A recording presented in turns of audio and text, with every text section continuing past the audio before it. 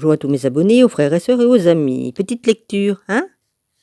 Dans Isaïe, chapitre 1. Voilà. Première partie du livre d'Isaïe, l'oracle antérieur à la guerre syro-éphraïmite. Titre: Vision d'Isaïe, fils d'Amos, qui reçut au sujet de Juda et de Jérusalem au temps d'Ozias, de Yotam, d'Achaz et d'Ézéchias, roi de Juda, contre un peuple ingrat. Cieux, écoutez, terre, prête l'oreille, car Yahvé parle. J'ai élevé des enfants, je les ai fait grandir, mais ils se sont révoltés contre moi. Le bœuf connaît son possesseur, et l'âne la crèche de son maître. Israël ne connaît pas, mon peuple ne comprend pas. Malheur, nation pécheresse, peuple coupable, race de malfaiteurs, fils pervertis. Ils ont abandonné Yahvé, ils ont méprisé le Saint d'Israël, ils se sont détournés de lui.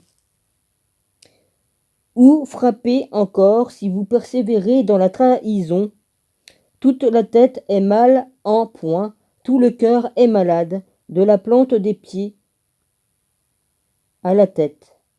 Il ne reste rien de sain, ce n'est que blessures, contusions, plaies ouvertes qui ne sont pas pansées, ni bandées, ni soignées avec de l'huile. Votre pays est une désolation, vos villes sont la proie du feu, votre sol sont sous vos yeux des étrangers le ravage. C'est la désolation comme une dévastation d'étrangers.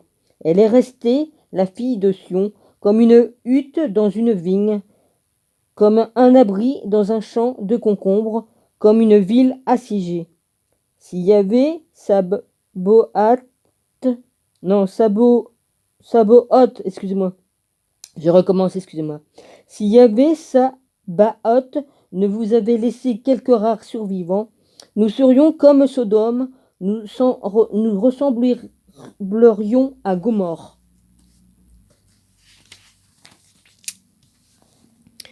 Contre l'hypocrisie, écoutez la parole de Yahvé, chef de Sodome.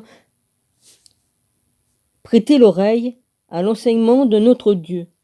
Écoutez la parole de Yahvé, chef de Sodome, prêtez l'oreille à l'enseignement de notre Dieu, peuple de Gomorrhe, qui m'importe vos innombrables sacrifices, dit Yahvé. Je suis rassasié des holocaustes, de béliers et de la graisse des veaux, au sang des taureaux, des agneaux et des boucs. Je ne prends pas plaisir quand vous venez vous présenter devant moi, qui vous a demandé de fouler mes parvis. N'apportez plus d'oblations vaines. C'est pour moi une fumée insupportable. Néoménie, sabbat, assemblée. Je ne supporte pas fausseté et solennité. Vos néoménies, vos réunions, mon âme les haït ou les hait. Mon âme les hait. Elles me sont un fardeau que je suis là de porter. Quand vous étendez les mains, je détourne les yeux. Vous avez beau multiplier les prières, moi je n'écoute pas, vos mains sont pleines de sang. Lavez-vous, purifiez-vous. Ôtez de ma vue vos actions perverses. Cessez de faire le mal. Apprenez à faire le bien.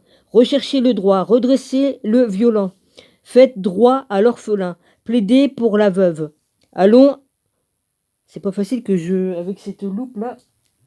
Il y a le contre-jour en plus. Enfin, le contre-lumière. Puis aussi l'adversaire qui s'amuse à me troubler la vue. Hein? Ouais, c'est marrant. Quand vos péchés. Je recommence. Plaidez pour la veuve. Allons, discutons, dit Yahvé. Quand vos péchés seraient comme l'écarlate, comme neige, ils blanchiront. Quand ils seraient rouges comme la pourpre comme laine, ils deviendront. Si vous voulez bien obéir, vous mangerez les produits de terre. Du terroir, pardon. Mais si vous refusez et vous rebellez, c'est l'épée qui vous mangera. Car la bouche de Yahvé a parlé. Lamentation sur Jérusalem. Comment est-elle devenue une prostituée, la cité fidèle? Sion, pleine de droiture, À la justice habitaient, et maintenant, des assassins. Ton argent est changé en scorie, ta boisson est coupée d'eau, tes princes sont des rebelles, complices de brigands, tous avides de présents, courant après les pots de vin. Ils ne font pas droit à l'orphelin, la cause de la veuve ne leur parvient pas. C'est pourquoi, oracle du Seigneur Yahvé, Sabaoth, le puissant d'Israël, malheur, j'aurai raison de mes adversaires, je me vengerai de mes ennemis, je tournerai la main contre toi, j'épurerai comme à la potasse tes scories, j'ôterai tous tes déchets. Je rendrai tes juges tels que jadis, tes conseillers tels qu'autrefois, après quoi on t'appellera ville de justice, cité fidèle. Sion sera racheté par la droiture, et ceux qui reviendront par la justice, c'est la destruction des criminels et des pécheurs. Tous ensemble, ceux qui abandonnent Yahvé périront. Contre les arbres sacrés, oui, on aura honte des térébintes qui font vos délices. Vous rougirez des jardins que vous avez choisis, car vous serez comme un térébinthe au feuillage flétri. Et comme un jardin qui n'a plus d'eau, le colosse devient comme de l'étoupe, et son œuvre sera l'étincelle. Ils flamberont tous deux, et personne pour éteindre. La paix perpétuelle, vision d'Isaïe, fils d'Amok, au sujet de Juda et de Jérusalem. Il arriva dans la suite des temps que la montagne de la maison de Yahvé sera établie en tête des montagnes, et s'élèvera au-dessus des collines. Alors toutes les nations afflueront vers elle.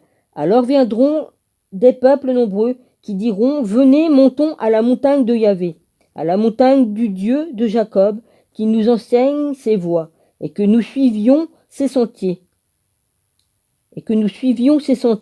Car de Sion vient la loi. Et de Jérusalem la parole de Yahvé, il jugera entre les nations. Il sera l'arbitre des peuples nombreux. Ils briseront leur épée pour en faire des socs, et leur lance pour en faire des serpes.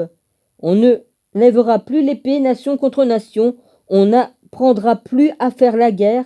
Maison de Jacob, allons, marchons à la lumière de Yahvé. Il allait jusqu'où? Ah ouais, je peux pas regarder, c'était sur mon téléphone. En douille. En douille, je suis.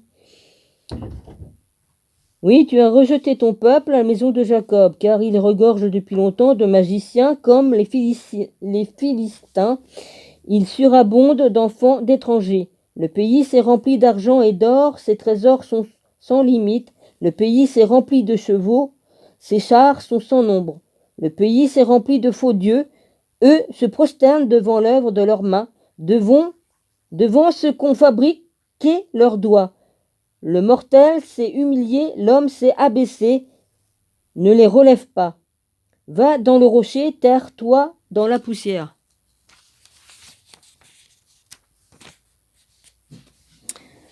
Devant la terreur de Yahvé, devant l'éclat de sa majesté, quand il se lèvera pour faire trembler la terre, l'orgueil humain baissera les yeux. L'arrogance des hommes sera humiliée, Yahvé sera exalté, lui seul, en ce jour-là.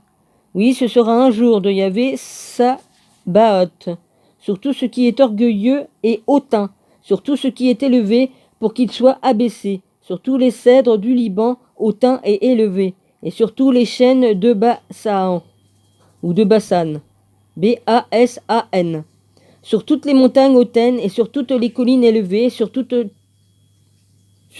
tour altière, et sur tout rempart escarpé, sur tous les vaisseaux de Tarsis, et sur tout ce qui paraît précieux. L'orgueil humain sera humilié, l'arrogance de l'homme sera abaissée, et Yahvé sera exalté lui seul en ce jour-là. Les faux dieux en masse disparaîtront. Pour eux, ils iront dans les cavernes des rochers et dans les fissures du sol. Devant la terreur de Yahvé, devant l'éclat de sa majesté, quand il se lèvera pour faire trembler la terre, En ce jour-là, l'homme jettera aux taupes et aux chauves-souris ses faux dieux d'argent et ses faux dieux d'or, ceux qu'on lui a fabriqués pour qu'il les adore. Il s'en ira dans les crevasses des rochers et dans les fentes des falaises, devant la terreur de Yahvé, devant l'éclat de sa majesté, quand il se lèvera pour faire trembler la terre. Tenez-vous à l'écart de l'homme qui n'a qu'un souffle dans les narines. À combien l'estimer?